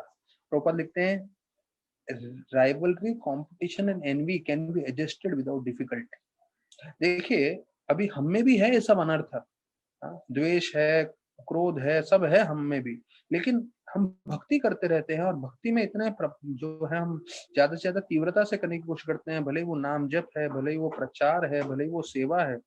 तो वो रहता है क्रोध, कभी कभी थोड़ा बहुत क्रोध आ जाता है, लेकिन फिर वो ज्यादा प्रभावित नहीं करता, क्योंकि हमारे पास समय ही नहीं है इन सब चीजों को देने के लिए। तो प्रभुपाद बोल रहे हैं ये बहुत जरूरी चीज है, कृष्ण भावनामृत पूरे विश्व में फैलाना।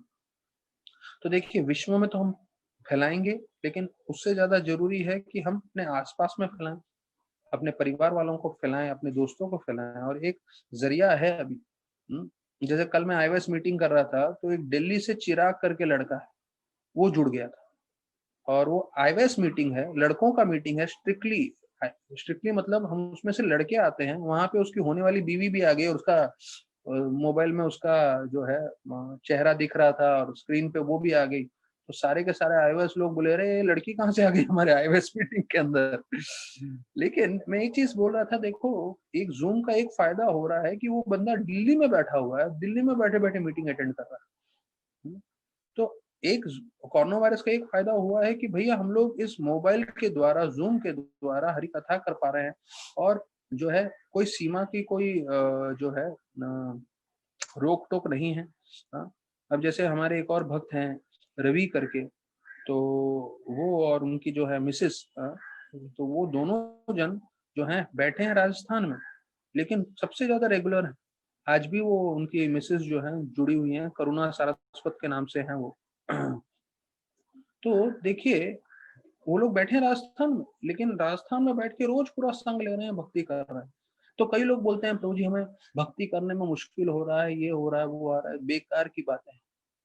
जिसको भक्ति करना है वो कहीं पे भी रह के कर लेगा, और जिसको नहीं करना है वो एक परिवार में होते हुए भी उसको देखेगा दूसरा परिवार का व्यक्ति कर रहा है। मेरे iOS के लड़के हैं, उसमें मुझे मालूम है 2 भाई हैं, उसमें से एक भाई सुबह उठ के माला करता है, सुबह उठ के 16 माला करता है, और दूसरा भाई वो भी 16 माला करता है, लेकिन वो उस टाइम सोता ही रहेगा, वो कभी उसके साथ उठ के जपा नहीं करेगा। तो परिवार में होते हुए भी जो है कोई भक्ति नहीं करेगा, जब उसको दिख रहा है कि मेरा भाई सुबह रोज उठ के माला करता है। तो ये कहना बेकार की बातें हैं कि भाई मुझे संग नहीं मिल रहा, मुझे नहीं मिल रहा। देखो जिसको भक्ति करनी है वो कैसे भी करेगा, वो कैसे भी संग ढूंढेगा। हाँ? जैसे हम लोग बोलते हैं जिसको पढ़ाई करनी है, मेरे पिताजी बोलते थे कि उनके जब वो हॉस्टल में रहते थे तो उनको 9 बजे के बाद लाइट चालू करना नहीं अलाउ करते थे। तो मेरे पिताजी स्ट्रीट लैम्प के नीचे जाके पढ़ाई करते थे, और स्ट्रीट लैम्प के नीचे पढ़ाई करके फिर जो है उन्होंने बैंक में जॉब लिया, और फिर वो one of the high ranking officer बने थे एक समय पे, जिसे चीफ मैनेजर तक बोलते हैं। और उनकी शुरुआत कहाँ पे हुई, मेरे पिताजी ने खुद ने मुझे बोला है कि भाई कहाँ, पेड़ के इसका जो रास्ते का जो स्ट्रीट लैंप है उसके नीचे बैठ के मैंने पढ़ाई की, और उसके बाद कहाँ से कहाँ पहुंच गए। तो ये उदाहरण सबको मालूम है, मैं तो एक उदाहरण दे रहा हूँ, पर आप सभी लोगों को मेरे से ज्यादा उदाहरण मालूम होगा इन सब चीजों के बारे में। जिसको करना है वो कैसे भी करेगा, और जिसको नहीं करना है वो उसको सब आप सुविधा ला के दो फिर भी नहीं करेगा वो भक्त। तो देखिए हम सबको जो है जितना हो सकता है तीव्रता से भक्ति करनी है, उत्साह से भक्ति करनी है, जिससे हम आध्यात्म जीवन में आगे बढ़ सके। तो ये बहुत महत्वपूर्ण श्लोक है, इसलिए मैं इसके साथ और कोई श्लोक नहीं ले रहा हूँ। सिर्फ मैंने एक ही श्लोक लिया है, 18वां श्लोक। लेकिन अगर हमें 18वां श्लोक अपने जीवन में उतार लें तो समझिए ये जो 6 अनर्थ है, हाँ, काम क्रोध लोभ मोह मद मत्सर, lust greed anger envy illusion pride, इतने भयंकर अनर्थ हैं ये। जिंदगी भर इनकी सेवा करते रहोगे, उसके बाद भी संतुष्ट नहीं रहने वाले। कोई गलती से भी ये मत सोचिए कि भाई मैं काम भावना को संतुष्ट करूंगा उसके बाद वो पूरी तरह से संतुष्ट हो जाएगा। भैया वो अग्नि के समान है। हाँ, कृष्ण भगवान स्वयं जो है गीता के 3रे अध्याय में बोलते हैं, आवृत्त ज्ञान इतना ज्ञानी रहना काम रूपे न कौनते दुष्पुण्य अनलेन च, अनलेन च मतलब ये अग्नि के समान। भाई अग्नि में जितना भी ईंधन डालो, कभी अग्नि संतुष्ट होता है क्या? बिल्कुल नहीं। अग्नि में जितना आप ईंधन डालोगे वो अग्नि उतना ही बढ़ेगा। तो काम भावना, क्रोध भावना, लोभ भावना कभी कुछ संतुष्ट नहीं होने वाला है। जिंदगी भर करते रहो, मरते दम तक जो है करते रहो। भक्त लोग बोलते हैं 55 साल का हो गया हूँ, 60 साल का हो गया हूँ, मेरे में काम वासना गई नहीं है, और जिंदगी भर भक्ति में मैं मेहनत कर रहा था उसके बाद भी नहीं गई है। और देखिए आप ये समझ लीजिए कोई आम भक्ति करेगा उनसे ये सब वासनाएं निकलने वाली नहीं है।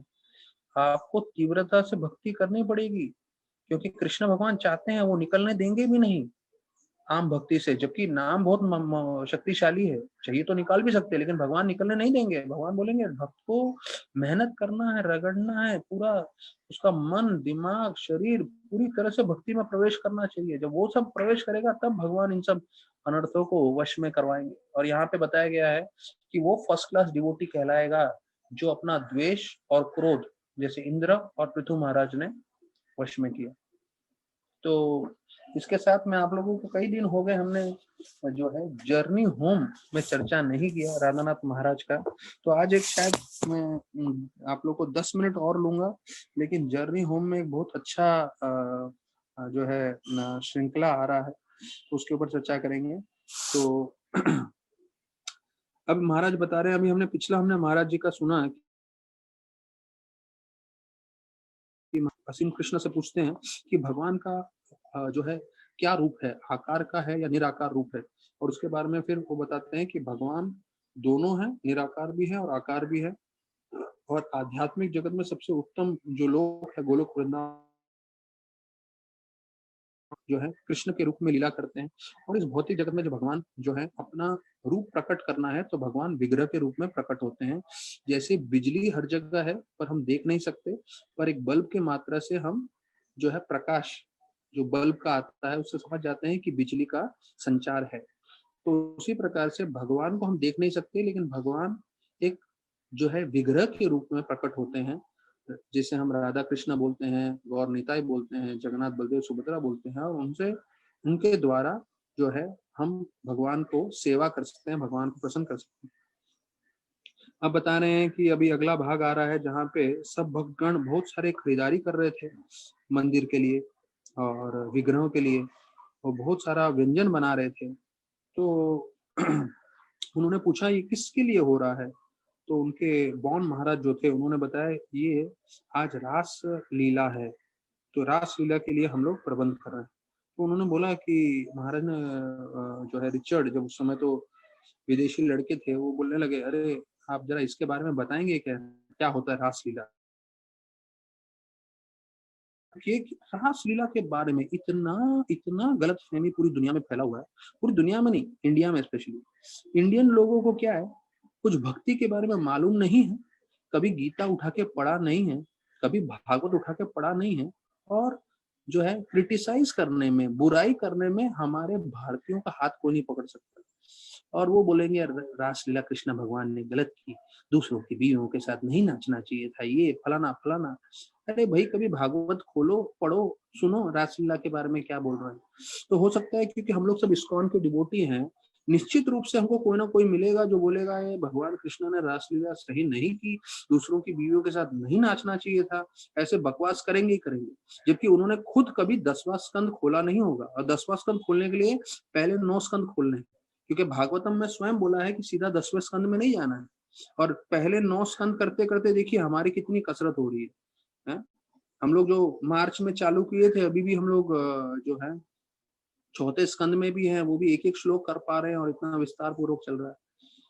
तो अभी यहाँ पे रासलीला के बारे में बता रहे हैं, तो इसका जो जवाब है वो हमें ध्यान रखना है, क्योंकि कभी ये रहेगा तो इसके बारे में हमें कम से कम हमें पूरी तरह से मालूम होना चाहिए क्या था ये रासलीला।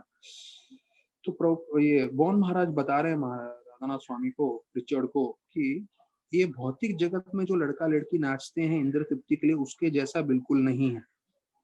हाँ? अभी प्रभुपाद तो एकदम भारी चीज बोलेगा, मतलब मेरे को दोहराने को भी थोड़ा बुरा लग रहा है, पर प्रभुपाद बोले रास लीला में कोई प्रेगनेंसी नहीं हुआ था। प्रभुपाद तो सीधा ऐसा मुंह पे बोल दिए एक बार, हाँ? कोई गर्भवती नहीं हुई थी गोपियां। तो तुम्हारे जैसा रास लीला तुम लोग जैसा करते हो वैसा कुछ नहीं है ये चीज। फिर प्रभुपाद ये बताते हैं मोहन महाराज कि ये जो रास लीला है वो वास्तविक रूप में आत्मा और भगवान के बीच का जो प्रेम है उसका सबसे उत्तम श्रेणी का रूप है रास लीला। ये जो है भौतिक इच्छाओं से सबसे परे है, और इसमें संपूर्ण रूप से आध्यात्मिक आनंद जो सबसे उच्च कोटि में है वो भरा हुआ है। बोलते हैं जैसे ही कृष्ण भगवान ने बांसुरी बचाया, तो बताया जाता है सारी गोपियों ने जो है अपना सब कार्य छोड़ के, अभी अंधेरे में रात में इतना खतरा था। और एक दो चीजें हैं इसमें, देखिए एक तो खतरा भी था उनको, और दूसरा जो है उनके परिवार वाले भी उनको तिरस्कार कर देंगे कि रात को कहाँ जा रहे हो आप और किसके साथ मिलने जा रहे हो। लेकिन देखिए क्योंकि हर जीव भगवान से इतना प्रेम करता है, भगवान का अंश है, और गोपियां इतना कृष्ण से प्रेम करती थी कि रात्रि को वो अपने परिवार को छोड़ के चली गई। तो उनको एक ही झटके में उन्होंने अपने पूरे परिवार वालों के साथ अपना रिश्ता संबंध तोड़ दिया। दूसरा, रात को इतना खतरा हो सकता है, क्योंकि जंगल में जा रहे थे, जंगल में कृष्ण भगवान ने मुरली बजाई थी, तो हो सकता है कि उन पे आक्रमण भी हो। और ये 5000 साल पहले की बात है, जहाँ इतने जानवर और वो सब भी थे, तो उन्होंने किसी की भी परवाह नहीं की, चले गए। और कृष्ण भगवान, देखिए, जब कृष्ण भगवान ऐसे भक्तों की भक्ति देखते हैं जो कोई खतरा नहीं देखते, खतरा मतलब उनका जीवन को खतरा हो सकता था, इतना वो प्रेम करते थे कृष्ण भगवान से, कि अपने जीवन का जो है खतरा, अपना जीवन का रिस्क, जो है मृत्यु का भी उनको भय नहीं था, निकल गए और सारे परिवार वालों को भी छोड़ दिया। तब कृष्ण भगवान उनको क्या बोलते हैं, एक ही चीज बोलते हैं कि मेरे पास जो है, मैं कभी भी आप लोगों को आपकी शुद्ध भक्ति के बदले में कुछ नहीं दे सकता। मतलब गोपियों को बोलते हैं, आपकी जो इतनी शुद्ध भक्ति है, उसके बदले में मैं आपका आजीवन काल के लिए ऋणी रहूंगा, कर्जदार रहूंगा। देखिए, हम लोग भौतिक जगत में किसी का कर्जा नहीं रखना चाहते, पर भगवान जब एक शुद्ध भक्त को भक्ति करते हुए देखते हैं, तो वो भक्त के भगवान आजीवन काल के लिए ऋणी रहना चाहते हैं। और फिर पौन महाराज बोले, हम सबकी यही इच्छा है कि हम भी इन महान गोपियों के पद चिन्हों पे चल सकें, और हम भी जो है पूरी तरह से अपना जीवन भगवान की सेवा में लगा सकें। और फिर बोलते हैं, वहां के भक्तगण ने छोटे छोटे जो फूल हैं, उससे उन्होंने पूरा एक पुष्प बंगला बनाया था, फूलों का बंगला। आप जब भी आज वृंदावन में जाएंगे या कई प्रमुख मंदिरों में जाएंगे, हमारे गोपीनाथ मंदिर में भी करते हैं, छोटे छोटे जैस्मिन या दूसरे दूसरे छोटे छोटे खुशबूदार फूलों को, जो है हजारों फूलों को जो है सुई धागा में डाल डाल के ऐसा पूरा लंबी लड़ियां बना बना के उसका पूरा जो है फूल बंगला बनाते हैं, उसमें फिर भगवान को लेकर आके रखते हैं। इतना अच्छा खुशबू होता है, इतना सुंदर लगता है दिखने में। और फिर बताया जाता है, वहां पे भगवान को बिठा के इतना अच्छा उनका श्रृंगार होता है, और इतने अच्छे सारे पदार्थ भगवान को अर्पण करते हैं। और जब चंद्रमा निकलता है उस समय में, ये जो रासलीला का वर्णन है, तो बताया जाता है वो पूरे देश में जो है इसके स्तुति करते हैं। तो प्रभुपाद कृष्णा बुक में लिखते हैं कि जो फुल मून का समय आता है, जब पूरी चंद्रमा निकलती है, तब लोग ताजमहल भी देखने जाते हैं, क्योंकि ताजमहल भी बहुत सुंदर लगता है। तो सोचिए, एक भौतिक चीज भी इतना सुंदर लगता है जब पूरा चंद्रमा आ जाता है। तो यहाँ पे तो वर्णन किया गया है, इतना सुंदर न जो है भगवान का रासलीला का दिन था। और तब बताया जाता है, कृष्णदास बाबा जी महाराज बहुत ही भाव से, हृदय से जो है कीर्तन करते जा रहे थे। फिर जो है महाराज बोलते हैं, इन सबको देखते हुए मैं भी जुड़ गया, और राधा कृष्ण भगवान पे जो है ऐसे खूबसूरत वृंदावन के फूलों के बीच में, और बोलते हैं उनके ऊपर जो है चंद्रमा की एक शीतलता थी, और चंद्रमा की शीतलता थी, और साथ में चंद्रमा की रोशनी जो एकदम चांदी के रंग का था। और बोलते हैं वो हर पत्ते पे, भगवान पे, पुष्प पे, सब जगह फैला हुआ था। ऐसा लग रहा था साक्षात भगवत धाम ही आ गया हो। और फिर बताया जाता है कि एक चंद्रमा भी मोती के समान लग रहा था, और पूरे के पूरे लोग जो है इतनी तीव्रता से भक्ति कर रहे थे, और ऐसे कीर्तन करते हुए ये लोग बोलते हैं पूरी रात जागते रहे। तो अभी महाराज बोलते हैं, कैसे वृंदावन मेरे हृदय को स्पर्श कर रहा था, और कितना मीठा एक एक पल लग रहा था, और ये आध्यात्म प्रेम क्या है मैं अनुभव कर रहा था। और उसके सामने भौतिक जगत में लोगों के पास, जिनके पास सिद्धियां हैं, जिनके पास बहुत सारी शक्तियां हैं या पैसा है, वो तुच्छ मेरे को लग रहा था। और मुझे लग रहा था ये लोग सब इतनी भौतिक सारी चीजें लेके, ये लोग सिर्फ जो है परेशान है, तकलीफ में है और चिंता में है। तो महाराज लिखते हैं, spiritual love like that of the gopis, a devotee fully gives his or herself for the pleasure of the lord. कि एक भक्त जो है गोपियों के पदचिन्ह में चलते हुए अपने आप को पूरी तरह से भगवान पे न्यौछावर कर देता है, और फिर भगवान से जो है एक एक अद्भुत प्रेम का जो है अनुभव करता है, एक अद्भुत जो है आनंद का अनुभव करता है। अभी बॉन महाराज बोलते हैं, एक दिन शाम को बोले, रिचर्ड, मैंने तुमको बहुत ध्यान से देखा है, और मैं देख रहा हूँ कि तुम बहुत भक्ति के लिए आतुर हो।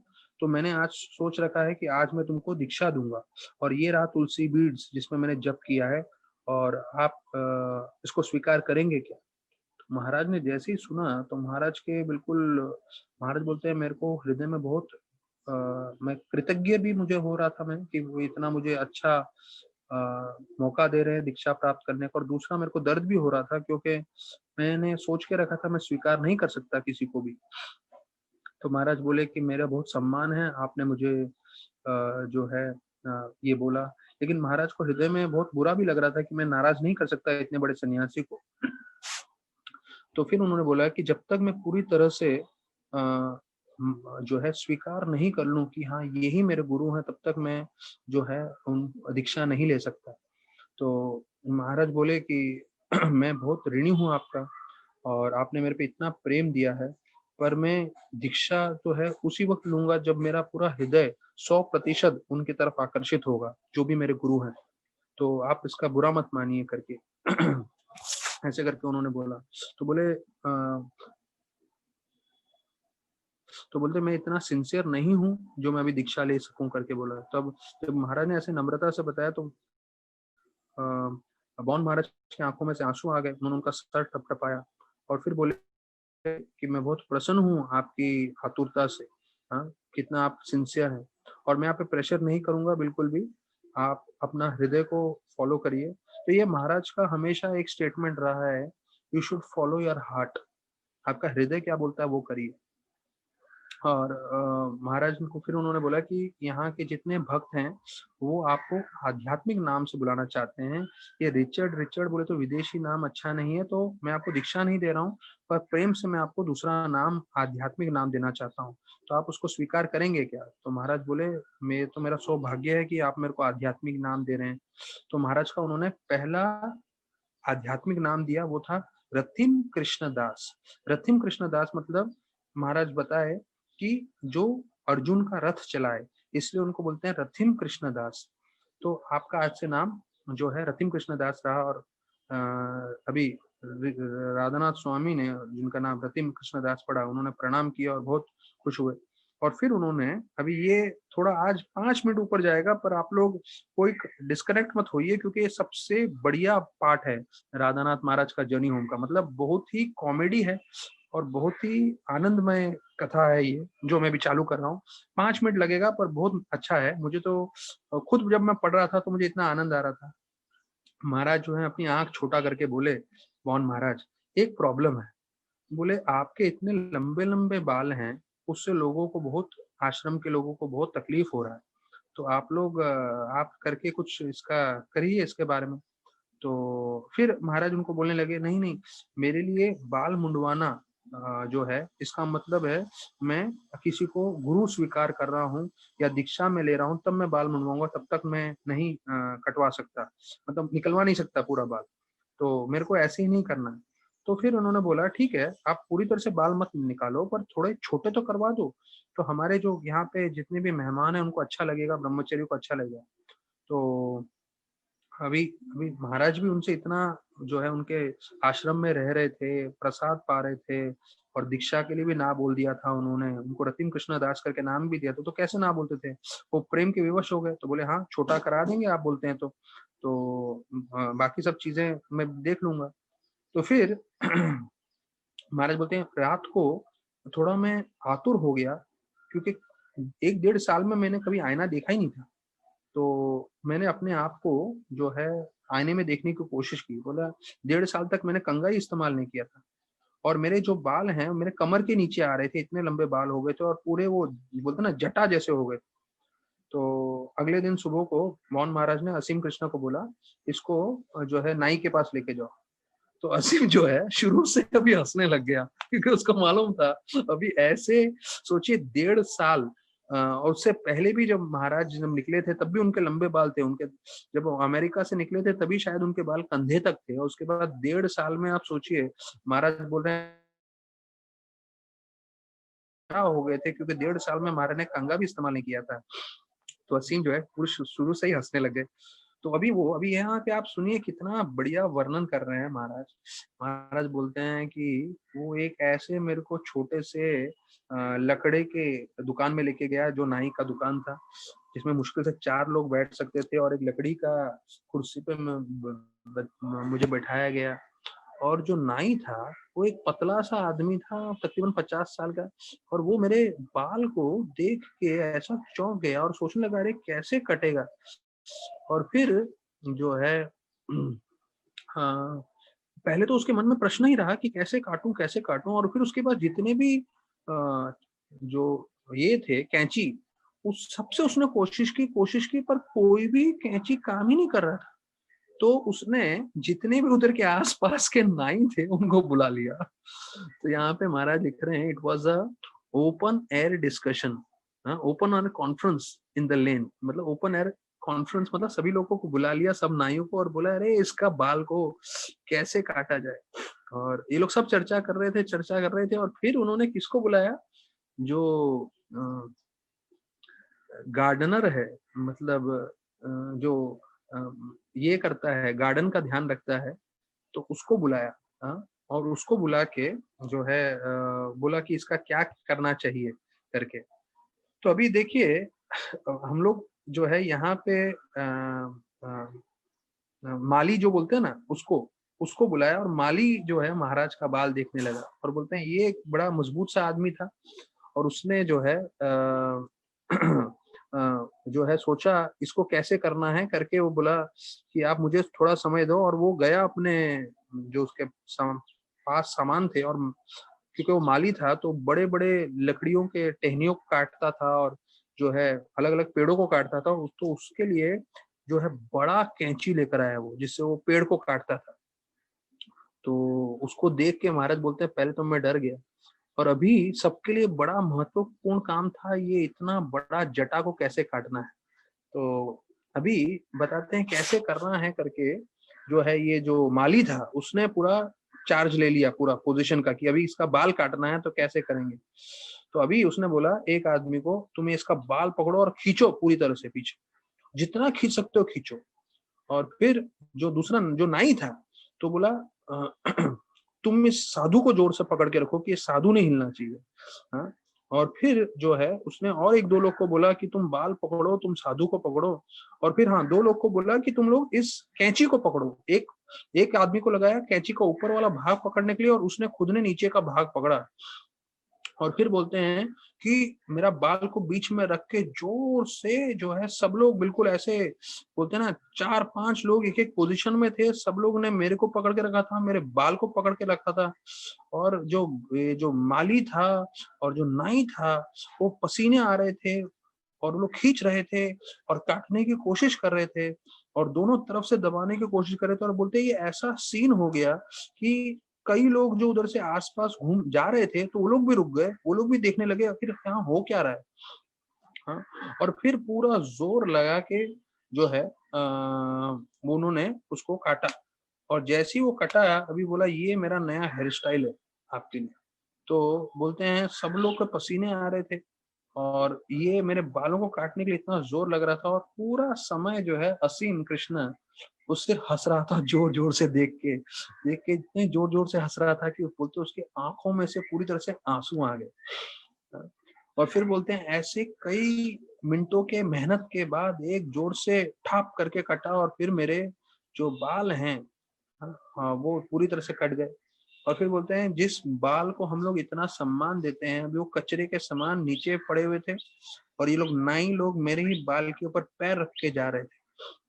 तो देखिए ऐसे छोटी छोटी चीजें हैं, लेकिन महाराज जिस तरह से बोल रहे हैं, क्योंकि हम सबको अपने बाल से बड़ी आसक्ति रहती है।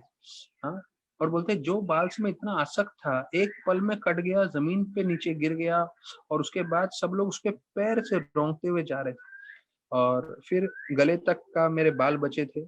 और बोलते हैं ये सबसे इतिहास का सबसे भयंकर हेयर कट रहा होगा। और फिर ये लोग जो नाई थे वो इतने खुश हो गए, वो आईना दिखाए महाराज, महाराज नहीं, उस वक्त तो रिचर्ड थे, बोले देखिए देखिए आपका हेयर कट। तो महाराज ने हाथ जोड़ के बोला नहीं, मुझे देखने की कोई इच्छा नहीं है।